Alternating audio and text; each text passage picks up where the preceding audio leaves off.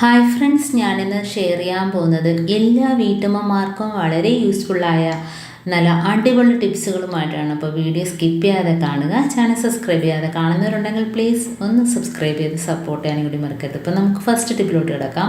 അപ്പം നമ്മൾ ഇതേപോലെ കുറച്ച് ഐസ് ക്യൂബ് ഒരു പാത്രത്തിനകത്തിട്ടിട്ട് കുറച്ച് വെള്ളം എടുത്തിട്ട് നമ്മൾ കൈ മുക്കി അതിനകത്ത് വെക്കുകയാണെങ്കിൽ നമ്മൾ ആ കൈയുടെ നല്ല രീതിയിൽ നമ്മുടെ കൈയൊക്കെ സോഫ്റ്റായിട്ട് കിട്ടും. കാരണം നമ്മൾ കിച്ചണിലൊക്കെ എപ്പോഴും കൈ വെച്ചിട്ട് നമ്മൾ ഓരോ സാധനങ്ങൾ അരിയും അതേപോലെ തന്നെ അടുപ്പിൻ്റെ ഭാഗത്തൊക്കെ നിൽക്കുകയൊക്കെ ചെയ്യുമ്പോഴത്തേന് കൈക്കുള്ള ചുളിവുകൾ അതെല്ലാം മാറിയിട്ട് കൈ നല്ല സോഫ്റ്റായിട്ട് നല്ല ഇതായിട്ട് കിട്ടും. അപ്പം നമ്മൾ കിച്ചണിലെ ജോലിയൊക്കെ കഴിഞ്ഞതിന് ശേഷം ഒരു 10 മിനിറ്റ് ഇതേപോലെ തണുത്ത വെള്ളത്തിൽ നമ്മൾ കൈ മുക്കി വെക്കുകയാണെങ്കിൽ നമ്മൾ കൈക്ക് നല്ലൊരു സുഖമായിരിക്കും കിട്ടുന്നത്. അടുത്ത ടിപ്പിലോട്ട് കിടക്കാം. അപ്പം നമ്മൾ ഇതേപോലെ പയർ വർഗ്ഗങ്ങളൊക്കെ ഉണ്ടല്ലോ, അപ്പോൾ അതിനകത്ത് വണ്ട് കയറിയിട്ട് ചീത്തയാകാതിരിക്കാനായിട്ട് നമ്മൾ ഇതേപോലെ ഒരു സ്വല്പം ഉപ്പ് പൊടി ഇട്ടൊന്ന് കുടഞ്ഞ് വെക്കുകയാണെങ്കിൽ നമുക്കതിനകത്ത് വണ്ടോ പ്രാണികളോ ഒന്നും തന്നെ ഉണ്ടാവില്ല. അപ്പോൾ നമുക്ക് ഒത്തിരി നാൾ ഇതേപോലെ തന്നെ ഫ്രഷായിട്ട് നമുക്ക് സൂക്ഷിക്കാനായിട്ട് പറ്റും. പിന്നെ നെക്സ്റ്റ് ടിപ്പിലോട്ട് കിടക്കാം.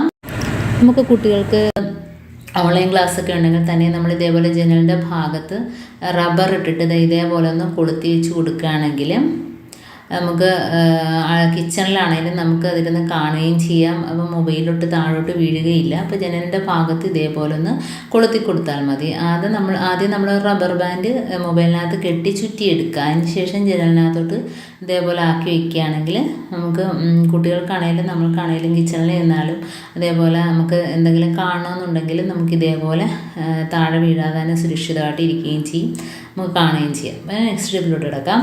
അപ്പോൾ നമ്മൾ ഇതേപോലെ ഇന്നത്തെ സൊല്യൂഷൻ റെഡിയാക്കാനായിട്ട് കോൾഗേറ്റ്, വൈറ്റ് കോൾഗേറ്റ് ആയിരിക്കണം, പിന്നെ സോഡാപ്പൊടി, പിന്നെ വേണ്ടത് വിനാഗിരി. അപ്പോൾ ഇത് മൂന്നുമാണ് നമുക്ക് ഇന്നത്തെ സൊല്യൂഷൻ റെഡിയാക്കാനായിട്ട് പോകുന്നത്.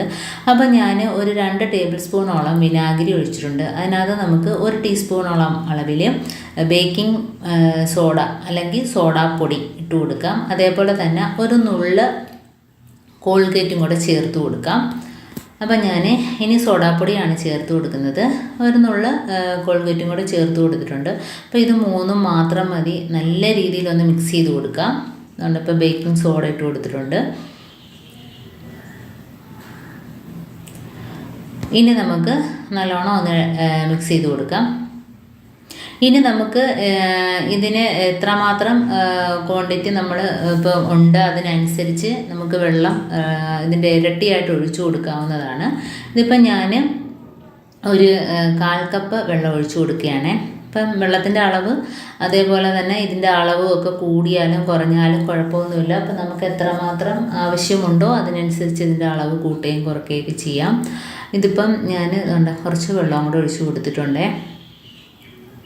അപ്പം ഇത് നമുക്ക് തണുപ്പ് സമയത്ത് മഴ സമയത്തൊക്കെ കൂടുതലായിട്ട് ഉറുമ്പിൻ്റെ ശല്യം നമുക്ക് ഒരുപാടുണ്ടല്ലേ. അപ്പം നമുക്ക് പല ഭാഗത്തും ഉറുമ്പ്, കാരണം ചോറ് കറിയൊക്കെ വെച്ചാലും അതിൻ്റെ മുകളിലൊക്കെ ഉറുമ്പ് കാണും.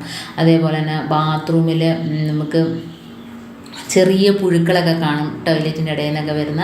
അപ്പോൾ ഇത് നമുക്ക് നല്ലോണം ഒന്ന് ഇളക്കി കൊടുത്തതിന് ശേഷം നമ്മൾ സ്പ്രേ ബോട്ടിലിനകത്തോട്ടാക്കിയോ അതല്ല എങ്കിൽ നമുക്കൊരു സാധാ കുപ്പിയിലാക്കിയിട്ട് നമ്മുടെ മൂടിയിൽ ഒരു ഹോളിട്ട് കൊടുത്താൽ മതി. അപ്പോൾ അതിനകത്തോട്ടാക്കിയിട്ട് നമുക്ക് ബാത്റൂമിൽ ഒഴിച്ചു കൊടുക്കാം. അതല്ല എങ്കിൽ നമുക്ക് കിച്ചൺ സ്ലാബിൽ അതേപോലെ തന്നെ നമ്മുടെ ഗ്യാസ് സ്റ്റോപ്പിൻ്റെ മുകളിലൊക്കെ ഇതൊന്ന് ഒഴിച്ച് സ്പ്രേ ചെയ്യുകയോ തുടച്ചു കൊടുക്കുകയോ ചെയ്താൽ മതി. അപ്പോൾ ഉറുമ്പ്, പല്ലി, പാറ്റ ഇങ്ങനെയുള്ള നമുക്ക് ശല്യങ്ങളൊക്കെ ഒഴിവായി കിട്ടും. അതേപോലെ തന്നെ പ്രത്യേകിച്ച് ഞാൻ പറയുകയാണ് കിച്ചണിൽ നമ്മുടെ ഇതേപോലെ ഗ്യാസ് സ്റ്റോപ്പിൻ്റെ ഭാഗത്തെല്ലാം അടിച്ചു കൊടുക്കുക, പല്ലി വരുന്ന ഭാഗത്തെല്ലാം അടിച്ചു കൊടുക്കുക. അതേപോലെ തന്നെ ബാത്റൂമിലെ നമ്മുടെ ടൈലിൻ്റെ ഇടയിൽ നിന്ന് വരുന്ന ചെറിയ പുഴുക്കൾ, ഉറുമ്പ്, അതേപോലത്തെ സാധനങ്ങൾക്കൊക്കെ ഇത് നമ്മൾ ഒഴിച്ചു കൊടുക്കുകയാണെങ്കിൽ അപ്പോഴ് തന്നെ ആ ഭാഗത്തുള്ളതെല്ലാം ചത്തുപോകും. കാരണം ഇനി അങ്ങനെ ഉണ്ടാകത്തുമില്ല. അത്ര നല്ലൊരു എഫക്റ്റാണ് ഇതിനുള്ളത്. അപ്പം ഇങ്ങനെ ചെയ്യാത്തവർക്കൊന്ന് ചെയ്ത് നോക്കാം. അപ്പോൾ എൻ്റെ ഇന്നത്തെ ഈ ടിപ്സ് നിങ്ങൾക്ക് ഇഷ്ടമായിരിക്കുന്നു, ഇത് യൂസ്ഫുള്ളായിട്ട് തോന്നിയിട്ടുണ്ടെങ്കിൽ ഒന്ന് ലൈക്ക് ചെയ്യാനും കമൻറ്റ് ചെയ്യാനും സബ്സ്ക്രൈബ് ചെയ്യാനും മറക്കരുത്. അതേപോലെ ബെല്ലൈക്കൺ എനേബിൾ ചെയ്യാനും മറക്കരുത്. മാത്രമേ ഞാനിടുന്ന ഓരോ വീഡിയോസും നിങ്ങളുടെ മുമ്പിൽ നോട്ടിഫിക്കേഷനായി എത്തുകയുള്ളൂ. അപ്പം ഇനിയും നല്ല നല്ല ടിപ്സുകളുമായിട്ട് വീണ്ടും കാണാം. അതുവരേക്കും താങ്ക്സ് ഫോർ വാച്ചിങ്.